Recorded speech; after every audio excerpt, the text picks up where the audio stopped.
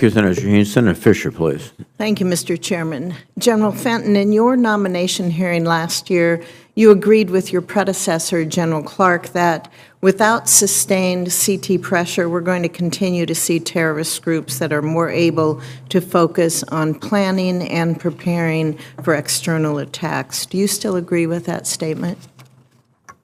Senator, I absolutely agree with that statement, and there's a direction to the SOCOM team from the Secretary of Defense to have that as one of our three main priorities: integrated deterrence, counterterrorism, counter-VEO, and crisis response. I remain highly concerned that we aren't seeing sustained CT pressure that we need in Afghanistan, especially with respect to ISIS-K. And it's my understanding that we have only had one single strike in over a year. I don't believe that that translates into sustained CT pressure against ISIS-K. Can you describe the challenges of conducting the over-the-horizon CT operations without the reliable partners on the ground, without basing in neighboring countries, and without reliable access to airspace? Senator, thank you for that and the opportunity to comment.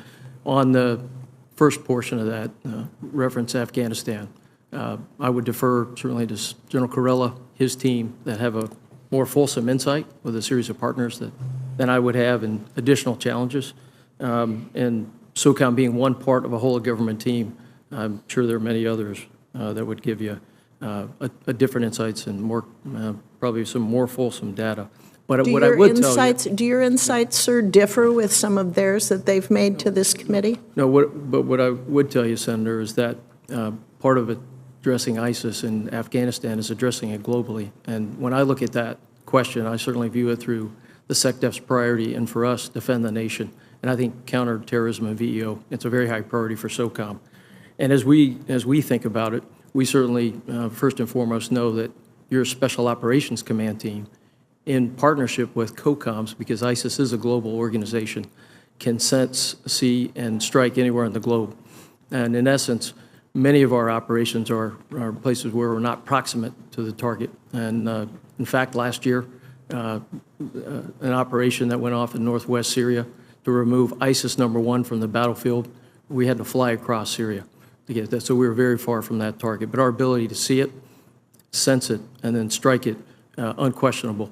And I think we've been able to do that globally throughout this year in places that Somalia, with sustained pressure on ISIS against an ops and communications node. And I would add also that global pressure for SOCOM in concert with partnerships goes on even in the Indo-Pacific. So my sense to you, Senator, is that we absolutely have to keep the pressure on ISIS, on any of those terrorist networks. And if I think about it, with a number of the operations that have occurred, and I'd be happy to talk more in a closed setting, it's been an extremely challenging year for these extremist operations, with a number of operations we put together to include in Syria. Well, SOCOM has been primarily focused on counterterrorism mission for the last 20 years. The Special Operation Forces have a lot of capability that they can bring to the Indo-Pacific. You earlier mentioned your experience there, and I value your knowledge and experience. Can you provide an update on how you plan to rebalance your forces that you have, to restructure training and exercises, or to develop any kind of unique capabilities in order to meet the increased demand signal that we're getting from Indo-PACOM? Senator, thank you very much for an opportunity to comment on that.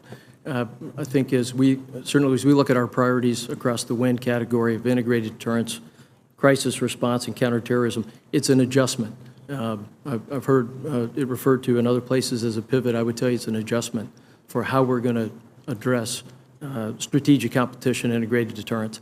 It's in our DNA. We've been doing. We've as your Special Operations Forces, we're really born to do this.